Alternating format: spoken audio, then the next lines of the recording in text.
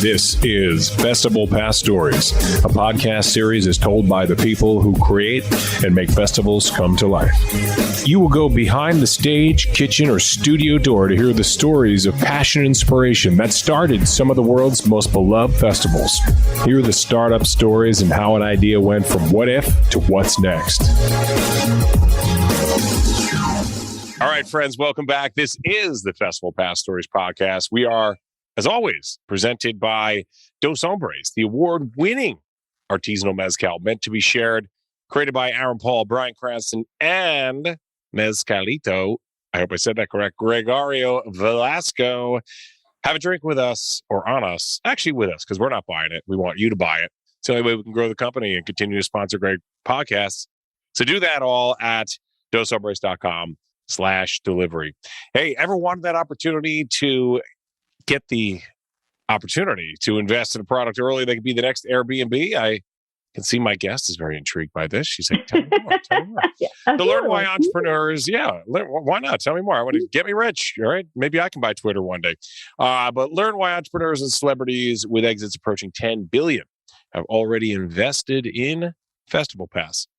Go to invest.festivalpass.com to learn more. Now, festival friends, we obviously prefer mezcal, especially on a Monday, but every now and then we crave a little bit of mead. Oh, yes. Absolutely. Fermented honey. Yes. And I think the best place and probably the only place in this century to get a little bit of mead would be at a Renaissance festival. So luckily for us, today, our guest is from the Scarborough Renaissance Festival. Please say hello to the Director of Marketing and Communications for the festival, Helene Thompson. Helene, as the kids would say, I hope you're doing Helene well. Yes, I am doing great. And thank you so much for having us on today. Yeah, Helene good, as they say. Okay. Yeah. Or Hella, just Hella. But you could say, you could be like, no, that's what they call me. They call me Helene good. Helene good. Whatever. But do you actually serve mead at the festival? I didn't see it on the website. Yes, we do. We serve a lot of mead at the festival. We actually have a new mead processor this year, and that is Texas Mead Works. That is here as a local Texas brewer, and they have just an amazing flavorful mead that we introduced this year, and it is extremely popular and been well received by our patrons. I love this. So now you can answer the question, the burning question that's on everyone's mind. Will mead replace hard seltzer as the drink of the summer? It very well could be. Oh, breaking news here, folks. We're always bringing you breaking news for the and this is the Renaissance. Do you say Renaissance or Renaissance? Is there a special Renaissance? Okay. Yeah. All right. I wasn't sure if I wanted to sound like I was, learned and a student of aficionado. You can always put your own little inflection on there. That's acceptable too. So, Helene, I know you've worked for other festivals before, and you've got a long and distinguished career in this space. And we're Festival Pass, so we might have you. We might book you for like 20 other episodes to talk about all the other festivals you worked on. But this one is very unique. You've been with food and wine before. There's elements of food and wine here, but did they recruit you to this, or do you have a love for this time period? And you said, if there's a Renaissance Festival out there and it's in North Texas, I want to go work at it. Well, it's kind of a unique story how I got involved with the festival. I began my career on the media side of things and worked for several different radio stations, television stations, things like that. And actually, the festival was one of my clients. And just got to know the owners of the festival, and one thing led to another, and here I am. And you've had 2 stints with them, right? Yeah. You were there in early 2002 and then back again 14 years later. I came back. I had about an 8-year gap in between, went off and did all kinds of other interesting, fun things. But then the Renaissance just pulled me back in, and it was able to come and be a part of it once again, and I just absolutely love it. The festival is owned by 2 families who still have been a part of the festival and have been running it since day one. So for over 40 years, these families have been involved in it. And I just couldn't resist the offer to come back in 2012 when I did. Yeah, and I saw that this started in the early 80s, like 1981. And, there's drama that happens at this festival, and you're in North Texas. And when I think early 80s, North Texas, and I think drama, I think of America's favorite number one show at the time, Dallas. Absolutely. We are actually in a suburb of Dallas. So, we were definitely a part of that. But we kind of, went away from that cowboy-esque atmosphere that Dallas offered. And it was just a way to kind of create a different environment and get away from all of the crazy, technology that was really starting to prevail in the early 80s Sure. and create an atmosphere. And at that point, Waxahachie was way out in the country. And now it's just a bedroom community. It's very much a part of the Dallas-Fort Worth Metroplex. But it was started with a pasture and a pecan grove. And they built it from there to a village that has over 200 permanent structures and 5 kitchens in it. So it is once you walk in, we really have created over the course of those 40 years, a wonderful village with trees and all that. And what's amazing is once you walk onto the festival grounds, you don't hear any traffic. You hardly see anyone on a cell phone. You are really stepped into a different world. And I think that's one thing that has made us such a popular event in the Dallas-Fort Worth area, because we're unlike anything else they can experience. And they come and they can just let go and create a different environment for themselves and their families when they come out to see us. So people are really embracing the theme, and they're putting the phones on silent. They're probably not leaving them in the car or with their horse, but maybe they're still arriving by truck. Right. But they're essentially like, let's really get into this. Let's go back in time. Right. And the other part of what makes us so unique is the interactivity. And what I mean by that is you can immerse yourself into the Renaissance world in so many different ways. Some people really love to be in costume and create their characters. And so when they walk in, they're part of the scene. But it can always also vary in costumes from the Renaissance to medieval times to Star Trek to, all of the DC and Marvel characters. Amazing. So, since we do welcome costumes, we get a huge variety and display of different costumes. But the other part of the interactivity is with our performers and our artisans that are out at the festival, because we have over a dozen artisans that demonstrate their craft. So you can actually see somebody chiseling out a stone sculpture. You can see somebody blowing glass. But then afterwards, you can have a conversation with them about what the art is about and how they got into it. And you don't normally get that opportunity to have those kind of conversations. And the same thing on the performer side. It's not just that our performers are way up on the stage and you never get to really meet them and talk to them. Shoot, half of our performers actually bring somebody up on stage with them during their shows. So it's a very interactive nature of our festival. And on top of that, we have a performing company of over 75 people. And you never know when you'll encounter them. And you might become a part of the Queen's Court, or you might become a part of just a little scene that is happening in the lanes of our festival. So again, that interactive nature to become a part of what's going on is really, I think, a big draw of what we have to offer at the festival. I love that. When you say these interactive, scenes that are going on, it reminds me of my friend Bill. Let's just call him Bill to protect the innocent. But his brother was really into his Irish heritage. And we went to this festival. It was more like a Irish festival. Okay. And he was making, he was like a blacksmith, and he's making hooves. He's making horseshoes for hooves, I should say. And he's shearing sheep, and he's telling these stories in Gaelic, and they're very passionate. And I saw that you have a Celtic festival as well, or a Celtic festival? Yeah, it's Celtic. And what we do is every weekend of the festival, we run for 8 consecutive weekends. And so Yes. every weekend has a different theme as they go on. And yes, absolutely. Our Celtic festival is one of our very most popular and longest lasting theme weekends. And you will see more kilts than you've ever seen in your life out of the festival. And but yeah, it's really tapped into that Celtic heritage. So you get the Scottish, you get the Irish. We even bring in special Irish dancing for the festival that Very weekend. nice. We also have our Scottish bagpipes that are rocking it every weekend. But yeah, we really try to focus in on that and really embrace that part of the. In fact, our reigning monarch this year is Queen Margaret, Queen of Scotland in the Isles. So she is all about being Celtic. Yes. So yeah, that's a big part of it. And people will definitely do different costumes on each of the theme weekends. They will, but a lot of people will come, okay, that is Celtic weekend. That's my weekend to come to Scarborough. Yeah. We're going to make sure we come out in all of our Celtic, outfits and kilts and tartans and really live it up that weekend. But it's not a requirement to come in costume. No. I could come in jeans. Absolutely. About 30 to 35% of our customers come in costume.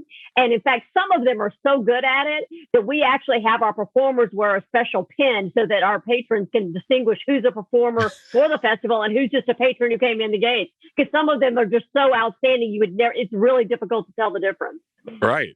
Now, is there ever any kind of competition where someone was like, you're not a 13th century whatever, because I know the 13th century always had a special thing on their shoulder. You don't have that, so you're not authentic. Is there smack talking or anything like that? Oh yeah, there are some that will do that, but that's where our performing company really comes into play, because they spend 8 weeks of rehearsals before we ever open our gates.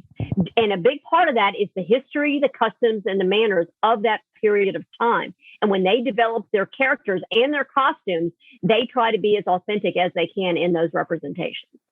Amazing. Because you think of like some of the shows now, or even like a Game of Thrones or something like that would, you see like, and they don't give an exact year. And, sometimes you can look at that and you're like, I don't know, it's almost like it's in the past, but with the White Walkers and everything, it's almost like futuristic.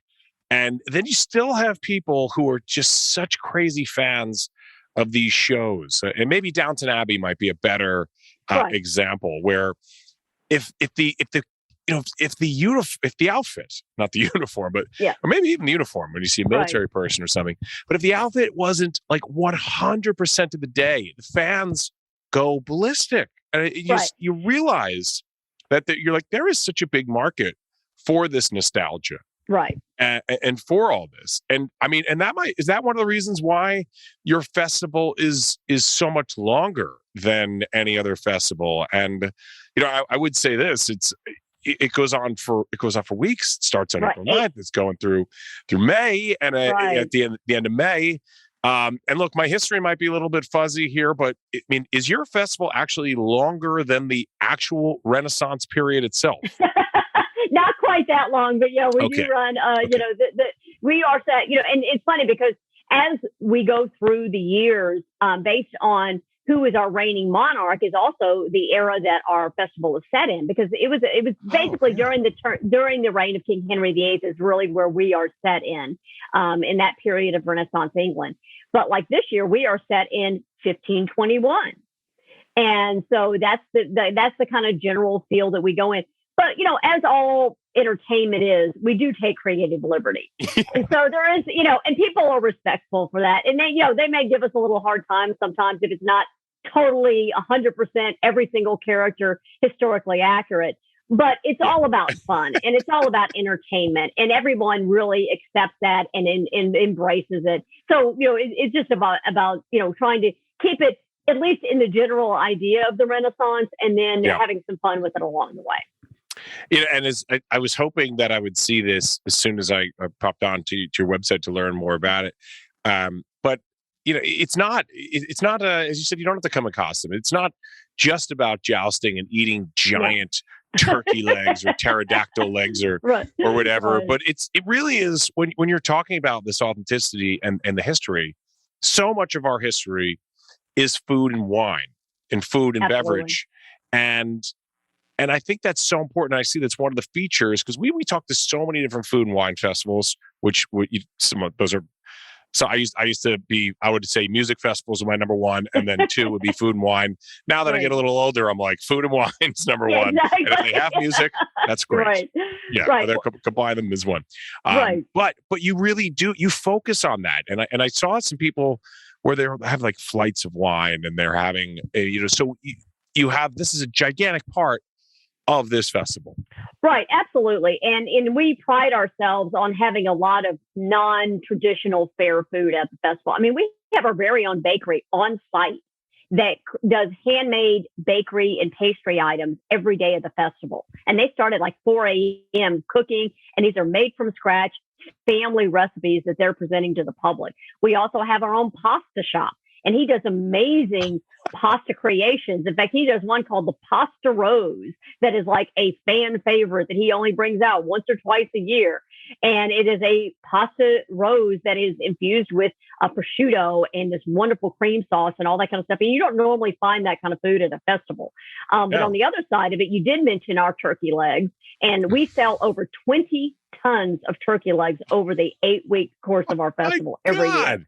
It's amazing. But the other part that we're really kind of famous for is, we are in Texas, so we do have to do it bigger than better than anybody else. Right. So we have the largest food on a stick selection in Texas. And so if you can put it on a stick, we put it on a stick. We have everything from chicken to steak to sausage to fruit. We even do tempura on a stick. We have key lime pie on a stick. And we even do macaroni and cheese on a stick. So it's a huge selection. So you can always find something you want. Yeah. Look, folks, you heard it here first. If you like food on a stick, and where I'm from, if it was on a stick, it was pretty good. So it's good stuff. This is where you go. This is where this is where you need to be. And you can get there. There's time. There is still time to have the time of your life, as your slogan is. Yes, but you also mentioned the wine part of it, and that more upscale palate, if you will. And we have 12 different pubs. We talked about the Meade before. That's a big part of what we sell. But something that we started about 10, 12 years ago is we do daily beer and wine tasting events. And so every day of the festival, we do twice daily wine tastings and twice daily beer tastings. And these are 1-hour events. And what makes these unique at our festival, I believe, is that our wine tastings are conducted by a certified sommelier. Okay. And also, we have one of the few certified cicerones in the area that conducts our beer tastings. And so these guys really know their stuff, and they are certified in these crafts, and they are passionate about it. So if you want to learn something about either beer or wine, they can teach you and have a lot of fun, and you get the tasting and a souvenir glass. And it's a really great compliment for those people that really enjoy those beverages. Yeah, that's fantastic. Yeah. And with all this red wine going on as well, and all these turkey legs, you probably should have like a special napping tent for people. Well, we have a lot of seating area and benches. People have been known to doze off here and there, so we just gotta let that go. I had too much medieval turkey and medieval red wine. I'm just gonna sit down in this medieval chair here. You just hope it isn't that chair doesn't have like those stretching things on it, right? The old torture equipment. You got to be careful where you sit. Yeah, we try to keep those, out in the back, away from the customer, so they don't have any issues with those.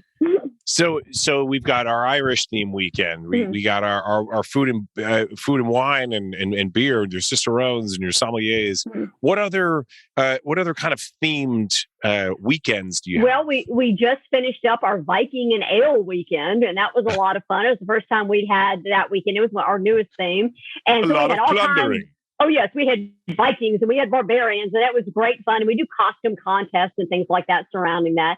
Coming up this coming weekend, we have Live the Fantasy Weekend. And so you will see all kinds of variety of fantasy characters, and it can range from fairies to the Marvel characters to just any kind of creatures that people can think of. And that's always a lot of fun. Another one that people have a ton of fun with is our Legends of the Seas weekend. And that's also coming up here in a couple of weeks. And it is mermaids and pirates and naval officers and just, all that type of different characters. And like I said, a lot of people will focus their costumes or their visits on those weekends, and they have their favorites. And so just a lot of different things coming up. And then one that really hits home with the Renaissance period is our chivalry weekend. And that is, chivalry is alive and well at Scarborough. And our Scarborough Knights actually will give you a lesson in chivalry that weekend. And so, yes, you have to learn how to be chivalrous. And it is, there's just a lot of variety, and they really are very different in their themes. And it gives people a little bit something different to come out and enjoy. And we have a lot of customers that come out multiple weekends or even every single weekend we're open. And so it gives them something a little bit different to enjoy on top of the 20 stages and the 200 shops and things of that nature that they can always enjoy out at the festival. And it's like, it's basically the 4th and 5th month of the year. So it's kind of like halfway to Halloween. So, I mean, if you haven't figured out, nobody thinks about Halloween until like September. Then they're like, what am I going to be? Show up at the festival, come out, and you'll have hundreds of different costume ideas. And you're like, oh, that's what we're doing. That's what we're doing this Halloween. We're definitely doing that. I tell you what, from a people watching standpoint, you can't get any better than Scarborough Renaissance Festival. Let me tell you, it's awesome. But you mentioned all those shops as well. What kind of, we've shopping besides just your trinkets and souvenirs, but you've got real stuff happening. Totally. We are one of the largest juried craft shows in the country. And what that means is you can't just come and set up a booth and sell products at our festival. You have to submit it to a jury of people that have to evaluate it to see if it, one, meets our quality standards, two, that it fits in with our general Renaissance theme. But we sell everything from blown glass to metalworks. You mentioned a blacksmith. We have a blacksmith and a forge here on site that sell products that are handmade at the festival. We have a hammock maker. We have jewelry, but our jewelry is very unique. And so it's very different than what you see at most other festivals. In fact, this year we have 2 new artisans that are featuring macrame jewelry. And so, there's just a lot of different types of, craftsmen that are out at our festival. Of course, if you want your costume, we have those that you can build your costume, at all different types. So we have a lot of clothiers that are out here, but we also have like tapestry artists that sell wonderful tapestries you can put on your wall, or handmade bags that are made out of tapestries. So again, it's very unique and different than anything you'll find at any other type of craft show. I was just in Spain, and we saw, talk about tapestries. They were loving amazing the tapestry, and they were talking about where they used to make the tapestries. And it was like we went to Charles the III, to his castle in Madrid, and his residence, I should say. Right. And the third and the fourth and the fifth, all the Charleses lived there. But they don't. The current king doesn't live there now; lives somewhere else, a little bit more humble. Only a $50 million home, I'm sure. Oh yeah, but it was like there were people that would just go to a place like that just to see. They'd fly that far just to see the tapestries. Absolutely, they're so incredible. Right, and then the other part of what makes our crafts and our artisans so unique too is that over 95% of the crafts that are sold at our festival and are sold in our shop are handmade. So you're not going to see a bunch of imported stuff. You're not going to see mass manufactured stuff. Everything you buy is going to be handmade, and it's going to be unique. It's going to be something that nobody else is going to have that exact piece in their home, or that, the exact piece of jewelry. In fact, these are some of the earrings that were made out. These are bits of diclonic glass that are made into jewelry. And so it's like, you just don't have that kind of stuff at most stores, or definitely at other festivals. And so we really pride ourselves. But like I mentioned before, you can talk to the artisans that make this, and in many cases, watch them make it before you buy it. And it really is fantastic. Yeah. And on that note, I'm always kind of fascinated with how the festivals have an economic impact on a certain area. So when you're bringing all these small individual artisans together, since this has been going on since 1981, can can you quantify that to show, when you're going for sponsorships and so on, can you say, this is what we've done in this economy, in this market, and this is the kind of impact that this festival has? Absolutely. The city of Waxahachie is a great partner of ours, and they do a lot to support us and vice versa. We sell out every hotel room probably within about a 30-mile radius of the festival during our festival run. Because so many people come down and stay for the weekend. They will come and spend the night and things like that. Because we draw not just from the Dallas-Fort Worth area, but all over North Texas. And even from Louisiana and, West Texas and Oklahoma, the surrounding areas, we draw from a very large area. And so a lot of people come but they also spend their money in the festival. The other part of that is we go from a company that employs about 30 people full time to have over 2,500 participants in the festival during the course of our season. And so most of those people are coming down and staying in the area for the entire 8 weeks of our festival run. So so that extended revenue and impact into the community is very large. Okay, so I love this. You're selling the hotels out. This is incredible. So I'm going to make sure I definitely get my hotel in time for next year. But I want to put you to the challenge here. There's too much to do in one day. I understand that, especially if I'm getting married. I can't do that all in one day and do all the other stuff. So it's almost like Time Out magazine when they say when you have 48 hours in a city somewhere. I'm coming to the festival for 48 hours. What am I doing? Go. You want to definitely have a beer or wine tasting out at the festival. You want to come and do some shopping and explore the wonderful shops and crafts we have. That'll take you one whole day in and of itself. Then you want to see some of our just amazing entertainment. And so, the best way I think to experience the festival is just wander. You don't want to, get our schedule and just run from one stage to the next stage. You're going to miss so much in between. But you're going to have these different experiences and just come and explore. You can spend one whole day in one side of the festival, and we've got 3 different sections. So you can pick your section and spend one day in each part of them. And so there really is a lot to do, and there's just really no way you're going to get through all of them, even in 2 days. So just pick your favorite things and just spend your time. And there's always going to be something new to come back and see next time. What if I want to come with the kids? Is it kid friendly? Absolutely. We have been rated the number 2 family friendly Renaissance Festival in the country. We're very proud of that fact. And we have a tremendous amount for the kids. In fact, when you come with your kids, you can have a completely different experience because we have a knighting ceremony for the kids. They can become a part of the Queen's Court. We have a mermaid lagoon where they can meet live mermaids. But in addition to that, we have games of skill. We also have rides, but our rides are a little different. They're Renaissance rides because they're human powered, no electricity here. So they get to go up in the crow's nest and swirl back down. We have a ride that allows them to kind of test out what being a joust is, because this is a joust ride. It's called the Quintain.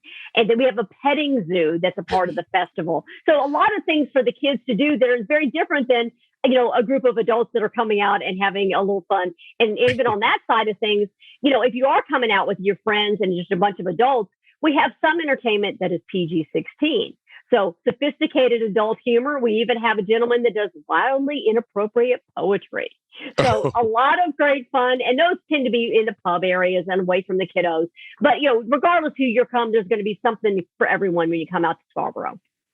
All right. And by 48 hours, I meant 72 hours. I think that would be, that's the start. We'll start with 72. It's a start. That's why so many of our folks come multiple times every year. And we even have those that come out every single day of the festival because there's always something new to discover. That's incredible. I was going to say, you mentioned the small businesses. That's one thing that we are very, very proud of. And I think it was highlighted in many ways during the COVID pandemic because the fact that the vast majority of our artisans and our entertainers, they're independently employed. These are small business owners. And when we were able, unfortunately, we did have to shut down for 2020. But when we reopened in 2021 and again this year, we are supporting those small business owners because this is their livelihood.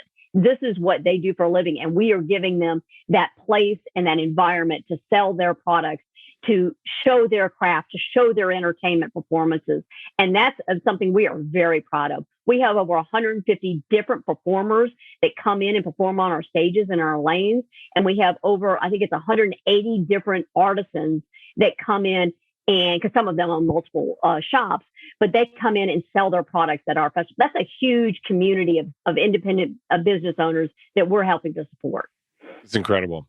Yeah, it really is. And some of that, those crafts that are happening there, some of the performers. I was joking about jousting, but there is actual jousting and other feats of strength. Is this what is the jousting like? I mean, this must be thrilling. It is very thrilling. We actually do 3 live full combat jousts every day of the festival. And one of the things that a lot of people don't realize, it's not just about the clashing of the swords and clashing of the lances as they charge at each other. There's actually a lot of skill that's involved in it. So when you come to one of the jousts, they are going to show you how they can do the different feats of skill, either on the ground with their swords or with their lances, where they catch rings and they do different things like that. And then it just evolves into the full combat joust that they conduct as part of the show. But it is again, these guys are professional jousters. This is what they do for a living. And it is very exciting. And of course, it's one of our main attractions. The other one that is very unique, it's not necessarily feats of skill, but in a way it is. We have birds of prey exhibitions, and they are conducted by a nonprofit bird conservancy. So these are the real deal. They actually rehabilitate birds to be healed and re-released into the wild. But they do falcons and hawks and owls and eagles, and they actually fly them over the crowd. But they educate people on their place in the environment and how important it is to conserve their environment and all that sort of thing. And so that's something that, then again, they've been there for over 25 years and teaching people about these wonderful birds. And so it really is great. But, on the other part of the entertainment, talking about strength, we have a whip artist who has holds more than 30 world records in whip craft and artistry and whip craft. Yes. He actually makes his own whip, but he does. He has one world record that is the number of whip cracks in a single minute. He also does a fire whip show that is really spectacular, and so it really is a tremendous skill. With a whip, you're talking about with a whip. Yes, with a whip. And I have never heard of whip craft, but it sounds like Stewie. It sounds like Stewie trying to say, now say cool whip. Yes, it is. Say Will Wheaton. Yeah, he actually has a chainmail whip that he can cut a can in half with. It is pretty intense. But we also have jugglers, and it's really kind of vaudevillian type entertainment. Yeah. It's jugglers, it's acrobats, it's singers, it's musicians. But our musicians are a little different. We have harpists, and we have, but like I mentioned, the Scottish bagpipes. We have hammered dulcimers. So instruments that are a little more unusual. And of course, the style of music is very different because it's more of the classical Renaissance style music. Okay. All right. I mean, this is incredible. And with all these things happening with music and wine and food and these brave jousters, I imagine people are falling in love at these at the festival. And I saw that you also have weddings. Yes, we do. And these are not shows. These are real weddings. People come out to get married. We conduct anywhere from legal weddings. Legal, real weddings. And they actually, what they do is we conduct between 25 and 30 weddings every festival season. That's just Saturdays and Sundays during the course of our 8-week season. And in addition to that, they come out, they have their ceremony. We conduct full receptions there as well. And then all of the wedding party and all of their guests get to go play and enjoy the Renaissance Festival. It's a tremendous way to have a just really fun day at the Renaissance. Yeah, I imagine the jokes are pretty fun with the best man afterwards to say, well, I'm only 5'1" and we're at the Renaissance Festival, so I apologize for being the other small liar here. Because I have to say nice things about this guy. Absolutely. But what's really cool is that some people will come out in very traditional wedding gowns and suits and all that, but a lot of people take a lot of fun with it. And we have had, of course, the full Celtic wedding that has the kilts and the all of that. But we also have had a number of people that have a knight who marries his bride. So they are actually marrying their knight in shining armor right here at our festival. It is pretty amazing. How did I miss that one? How did I miss that one? Oh, yeah. It is tremendous. Well, for the millennials out there, a small lyre was a medieval instrument that was tiny and had strings. Anyway, but that's not the point right now. Yeah, and we do have a few of those. This is my mind is being blown here. I can see why the festival goes on for so long. So how do I get tickets? How can I get? And is there a VIP ticket? Because we've got people that are always like, tell me about the VIP stuff. Well, the VIP is really what we call our Friends Affair. They're our annual season ticket holders, and we only have a limited number of those. But unfortunately, we're already sold out for this year, so you have to check it out for next year. But our tickets can be found at our website, which is srfestival.com. And if you're local to the Dallas-Fort Worth area, we also have a grocery partner, which is Thompson and Albertsons. You can also get discount tickets there. Or you can just come out to the festival and buy them at the gate when you get there. Yes, just show up with your squire and yes, and do that. So Absolutely. Also, I mentioned this website, and you said srfestival.com. Correct. But look, the people want to know about social media. Are we medieval TikToking, dancing? What are we doing? We are on TikTok. We are on Twitter. We are on Facebook. All of those handles are SR Festival. We are also on Instagram, and that handle is the SR Festival. And you can always get great information there, and we will talk to you and show you all kind of sneak peeks at things coming up for the rest of the season. I love it. Well, my lady, if I had a mead to raise and toast to you, I would. But I just want to say thank you for sharing all this information about it. I know you're in the festival mode right now, so we really appreciate you. Yeah, we really appreciate you taking your time. And speaking of time, make sure, friends, that you go back in time to have the time of your life, which is your slogan. Absolutely. Correct? Come step back in time for the time of your life. And it is the best day you'll ever have. Just getting away from all today's cares and technology and just immersing yourself into another world. Yes. Leave the phone at home. Love it. Excellent. Well, on that note of time, it looks like we are out of time, and we will see you next time on Festival Pass Stories. Helene Thompson, thank you so much for joining us. Thank you so much for having us and letting us tell everyone about our wonderful festival. This is Festival Pass Stories, a podcast series is told by the people who create and make festivals come to life. You will go behind the stage, kitchen, or studio door to hear the stories of passion and inspiration that started some of the world's most beloved festivals. Hear the startup stories and how an idea went from what if to what's next.